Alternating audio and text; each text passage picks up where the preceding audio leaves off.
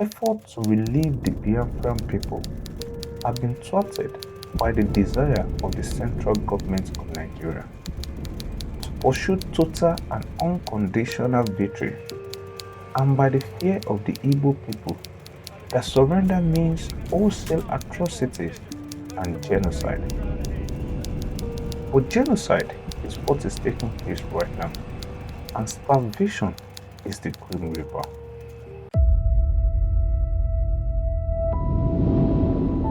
Those were the words of Richard Nixon during his 1968 presidential campaign. But what was Biafra, and how did a newly independent African nation descend into one of the most devastating conflicts of the 20th century? When there is a discussion about the Nigerian Civil War, the way we consume information through briefs, news updates, and emotional imagery often prevents us from understanding the deeper story. So this video is all about giving that overview. To understand the Nigerian Civil War, you must first understand Nigeria itself. And Nigeria cannot be understood without looking at a map. When you look at Nigeria on a map today, you see Africa's most populous nation positioned at the cross of West Africa. But this wasn't always one country. Nigeria sits at a geographic crossroad. The Sahel region to the north, connecting to the vast Sahara Desert, the Gulf of Guinea to the south, opening to the Atlantic Ocean, and the dense tropical forest and river system in between, particularly the Niger and Benue rivers that give the country its name. Throughout history, this region was home to distinct civilization. In the north, the Sokoto Caliphate dominated, a powerful Islamic empire that controls trade routes across the Sahara. In the southwest, the Yoruba kingdoms flourished with their sophisticated cities like Oyo and Ife. And in the southeast, the Igbo people developed a decentralized society of autonomous communities along the Niger River Delta, one of the world's largest wetlands, and as it would turn out, one of its richest oil reserves. These were not just different ethnic groups, they were different civilizations with different languages, different religions, different system of governance, and very different relationship with their colonial masters that would eventually unite them. One thing I've noticed, Premier, while I've been here, is that Northerners seem to have, I might almost call it, obsession about the Igbos. Could you perhaps explain that to me? Well, the Igbos are more or less the type of people whose desire is mainly to dominate everybody. If they go to a village, to a town, they want to monopolize everything in that area. If you put them in a labor camp as a laborer, within a year they will try to emerge as headman of that camp, and so on. Well, in the past, our people were not alive to their responsibilities, because you can see from our northernization policy that in 1952, when I came here, there weren't 10 northerners in our civil service here. Then I tried to have it northernized, and now all important posts are being held by northerners. Is this policy of filling all key posts in the north solely with northerners and not with other Nigerians a temporary or a permanent one? In actual fact, what it is a northerner first. If you can't get a northerner, then we take an expatriate like yourself on contract. If we can't, then we can employ another Nigerian, but on contract too. This is going to be permanent, I should say, as far as I can foresee, because it will be rather dangerous to see the number of boys who are now turning from all our learning institutions coming out with having no work to do. I'm sure whichever government of the day might be, it will feel rather embarrassed, and it might even lead to bloodshed. Doesn't this damage the idea, sir, of all people in all regions in Nigeria being fellow citizens of one country? Well, it might, but you are, new to our region, but how many northerners are employed in the east or in the west? The answer is no. And if there may be 10 laborers employed only in the two regions.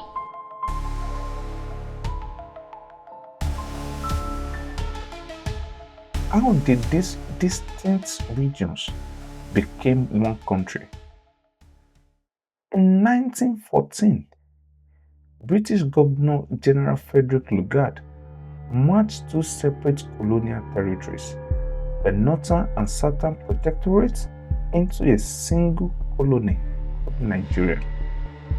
This wasn't done because these regions shared a common identity or history. It was done for administrative convenience and economic efficiency. For us, be the price of freedom. Our people here have for a long time been prepared for this eventuality, and I am confident of their readiness. I think that when it does come, that the people on the other side would be surprised as to what they're going to get. The British ruled Nigeria through what they called indirect rule. In practice, this meant playing different groups against each other. They favored Northerners for their military recruitment, positioned the Igbo as middlemen and bureaucrats, and allowed regional tension to simmer. When Nigeria gained independence on October 1st, 1960, as the Nigerian author Chimamanda Ngozi Adichie would later write, it was debatable whether Nigeria was a nation at all. Look at a map of independent Nigeria and the division as stark. The country was organized into 3 regions, each dominated by a different ethnic group and religion. The northern region was the largest, controlled by the Hausa Fulani people, who were predominantly Muslim. The western region was home to the Yoruba people, split between Christianity, Islam, and traditional religions. The eastern region was dominated by the Igbo people, heavily Christianized by Catholic missionaries. At independence, Nigerian population was ethnically diverse. 29% Hausa Fulani, 21% Yoruba, and 18% Igbo, with hundreds of smaller ethnic groups filling in the rest. Add to this, the north was predominantly Muslim, while the Igbo dominated southeast was over 70% Christian, mostly Catholic. The stage was set for conflict. In January 1966, Nigeria experienced its first military coup. Young officers, many of them Igbo, overthrew the government. Their stated goal was to end corruption and tribalism. But the coup leaders assassinated the prime minister, a northerner, and killed northern political figures. Northerners saw this as an Igbo power grab. 6 months later, in the counter coup, northern officers seized power, installing General Yakubu Gowon as head of state, and then came the massacre. Between May and September 1966, anti-Igbo pogroms erupted across northern Nigeria. The New York Times reported on January 10, 1968, that thousands of Igbo were killed. The exact number remained disputed, but eyewitness accounts described systematic violence.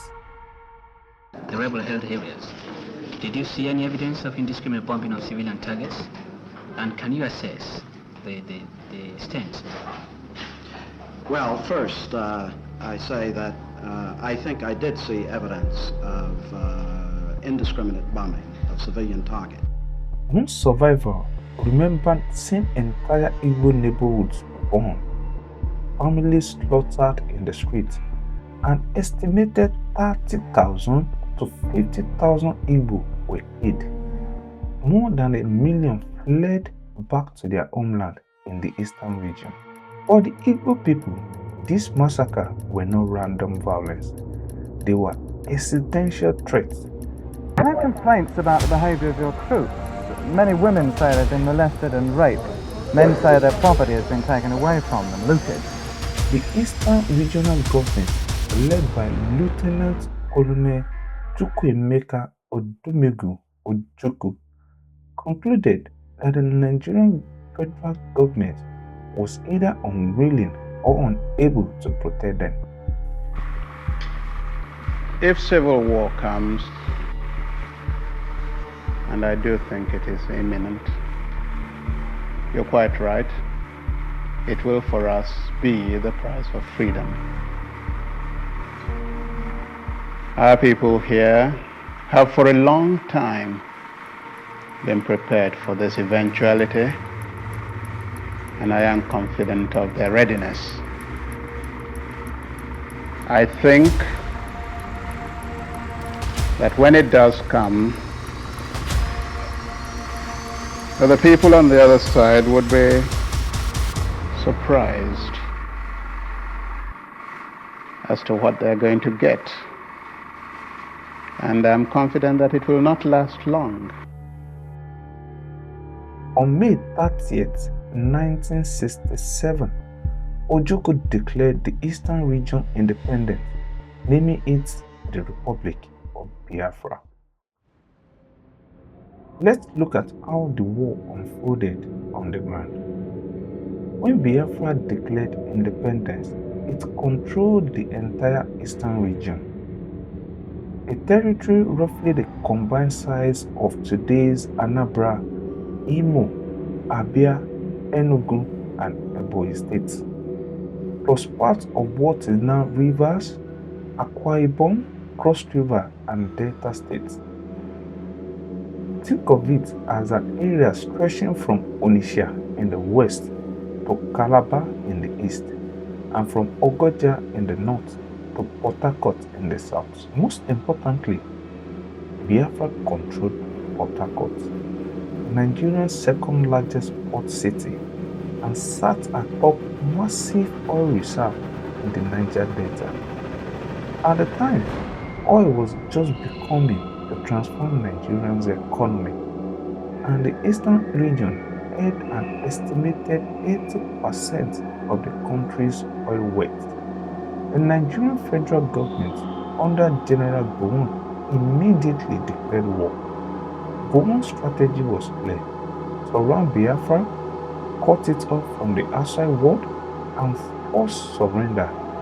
The federal force had significant advantage: a larger army, control of Nigerian oil-free zones, support from both British and Soviet governments, and access to international weapon markets.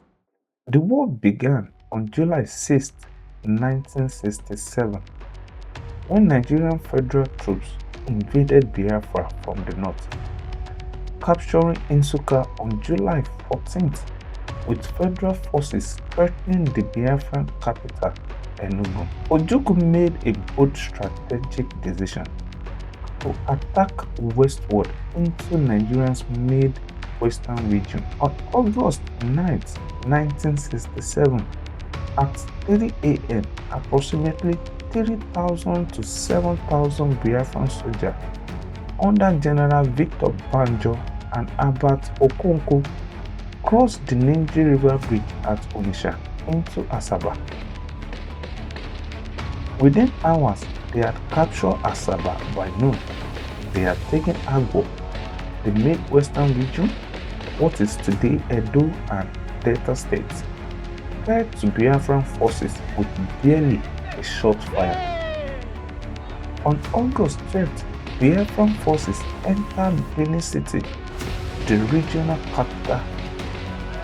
The city, ancient seat of the Benin Kingdom, was taken almost without resistance. Biafran soldiers fired their weapons into the air in celebrations. Mid-Western Governor David Ejo fled to Lagos. For a moment, it seemed Biafra might win the war. Their forces were only 130 miles from Lagos. We too have not been sitting quietly. There has been quite a lot of build-up, and I think what I have here is sufficient to maintain the integrity of Biafra and more. But the victory was short-lived. The predominantly non-Igbo population of the Midwest, Edo, Uwogo, Ishekiri, Ijo, quickly turned against the occupiers. Resistant groups sprang up. Some local people poisoned food given to Biafran soldiers. Others seduced soldiers to extract information from Nigerian forces.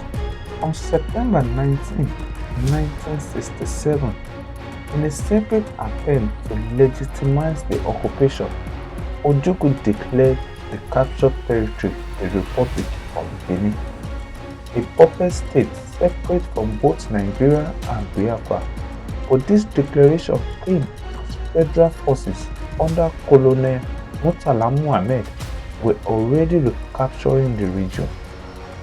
The Republic of Benin lasted only hours. On September 20th, Nigerian forces retook Benin City. By September 22nd, Biafran forces had retreated back across the Niger River, demolishing the bridge at Onitsha behind them to prevent Nigerian hustle. The Midwest invasion, which was meant to divert federal attention from Enugu, ultimately failed, but it succeeded in tying down Nigerian troops and delaying the federal advance at a tremendous cost.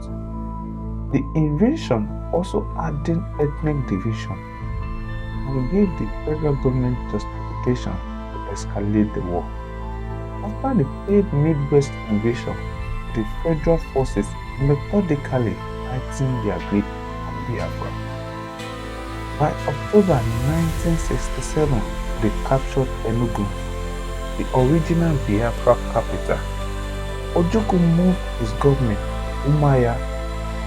By May 1967, federal forces captured Port Harcourt, Biafra economic lifeline. By September 1968, they captured Aba, one of Biafra's largest commercial centers. By early 1969, Biafra had been reduced to a landlocked, enclaved around Umaya and Owerri. Look at the map. From late 1969, what was once a region the size of 5 states had become a pocket smaller than today's Imo states, covering roughly 3,000 square miles, completely surrounded by federal forces.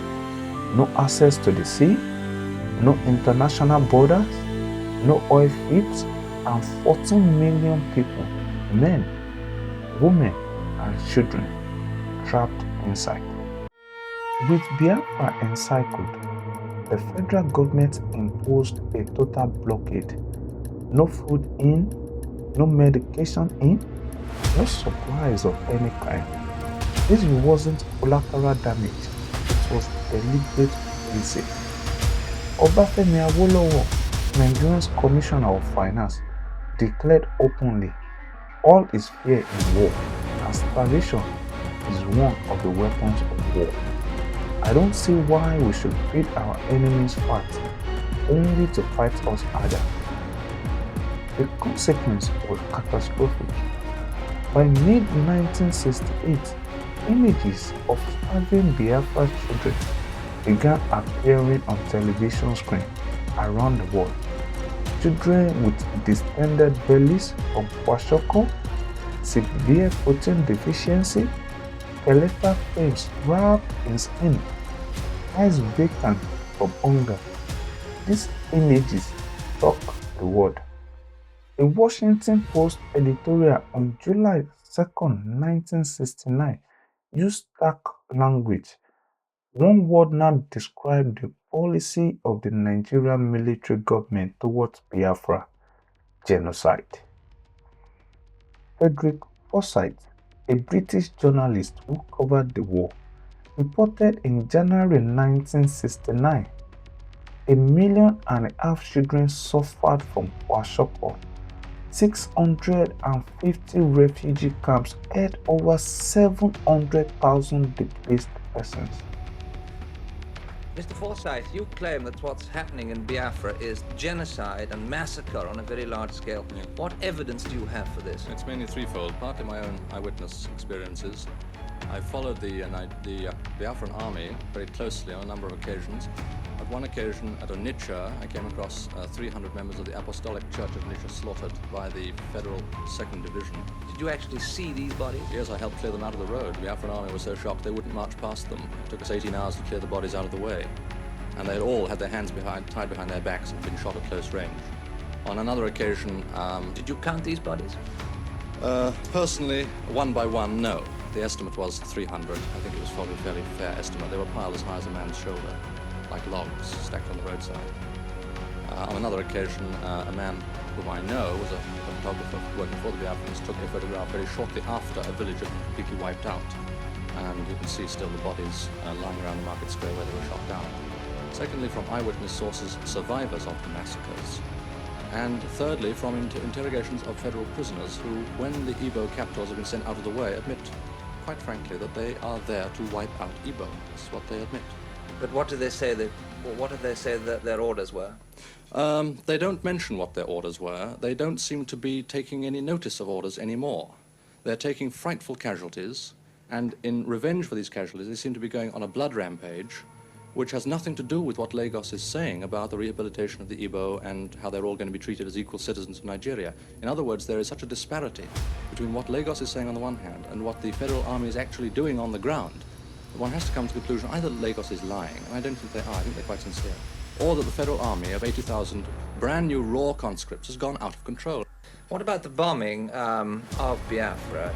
The federal government has claimed that they've only been attacking strategic targets.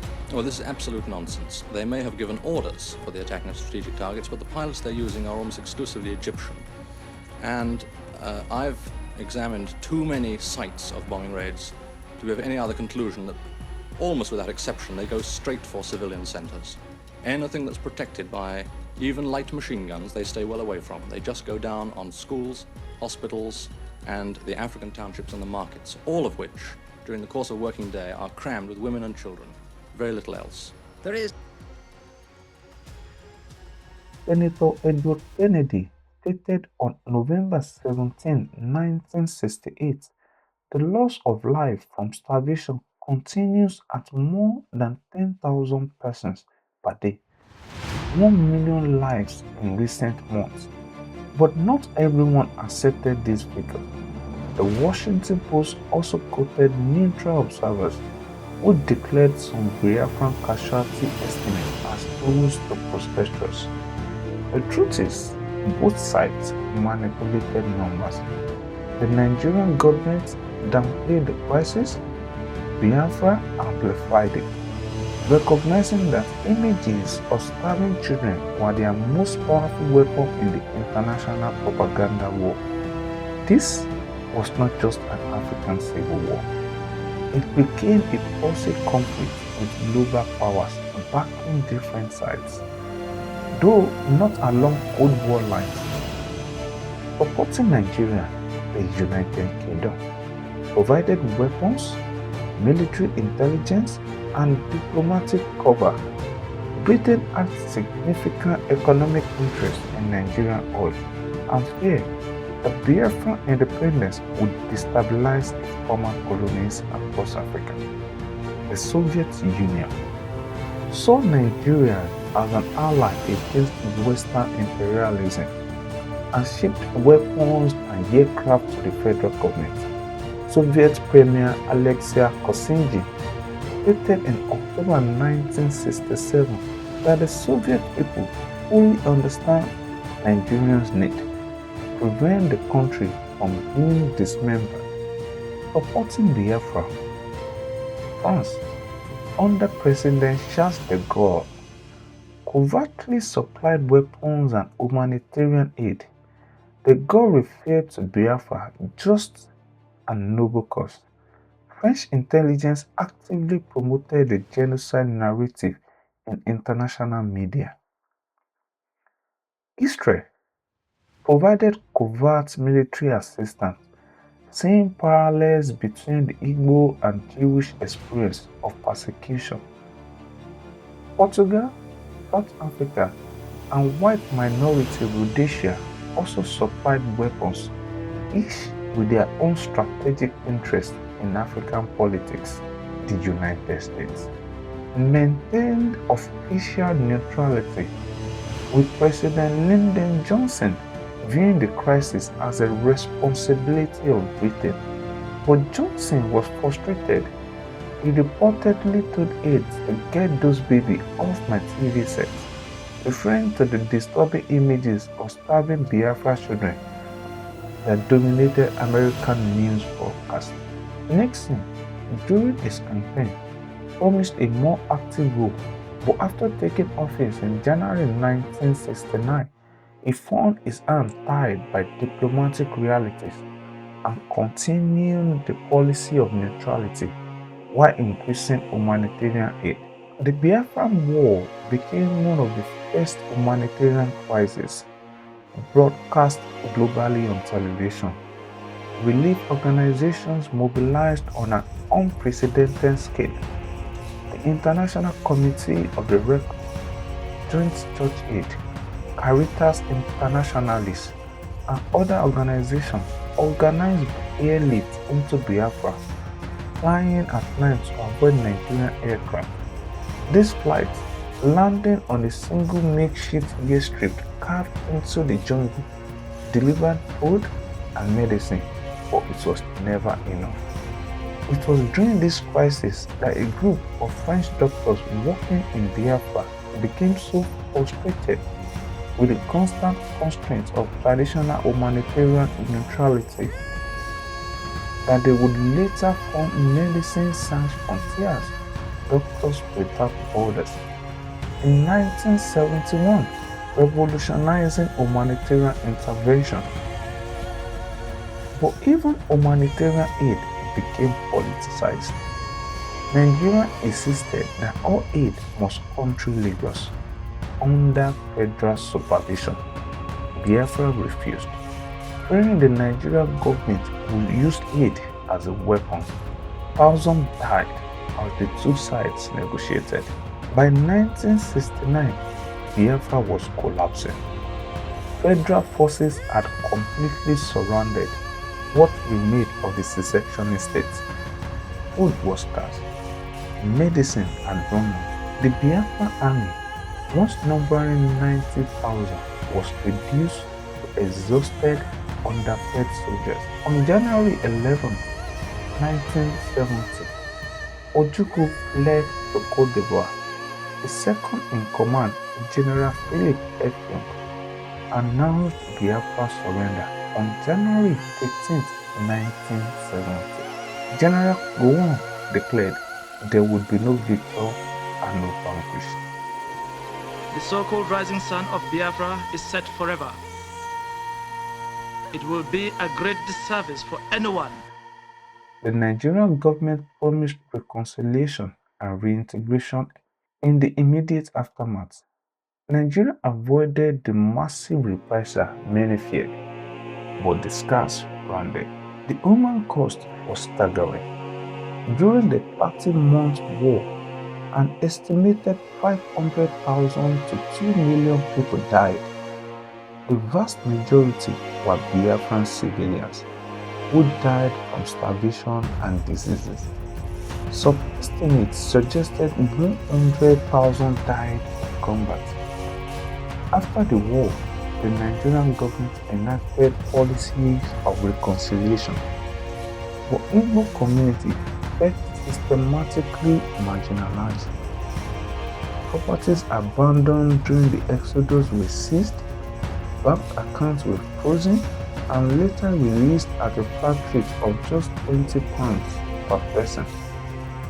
Regardless of how much was originally deposited, the phrase abandoned property became shorthand for Igbo figures that persist today.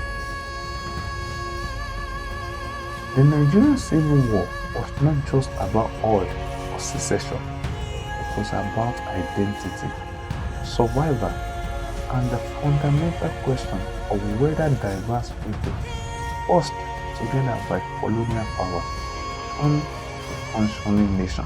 More than 50 years later, Nigeria still grapples with this question.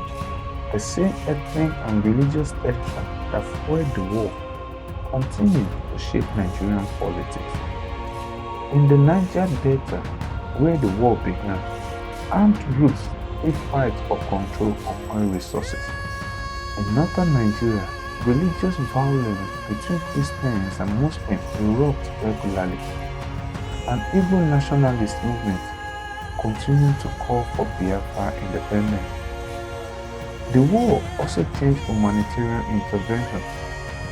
Biafran crisis demonstrated the power of media images to mobilize global opinion. It showed the limitation of state sovereignty when mass atrocity occurred, and it raised uncomfortable questions about whether international power prioritized stability over human rights. As CNN asked during the war, what would make you fear? Is it the numbers? Is it the pictures of destruction? Or is it stories about people and survivors? I was a child in refugee camp in Owerri. I remember the hunger. I remember watching my young brother whisked away. I remember the sound of planes overhead and everyone running for cover. And I remember when the war ended. We thought it was over, but the pain never left. The memories never left. When we returned to our home in Enugu, someone else was living there. They said it was abandoned property. This war is not history for us, it is the present. This war shaped modern Nigeria. It changed how we think about humanitarian intervention, and it reminds us that borders drawn on maps by colonial powers have consequences. Consequences measured in human life. This war was global, and it still affects us. We cannot look away from it. If you find this video educative, please subscribe to the YouTube channel, and I will see you on the next one.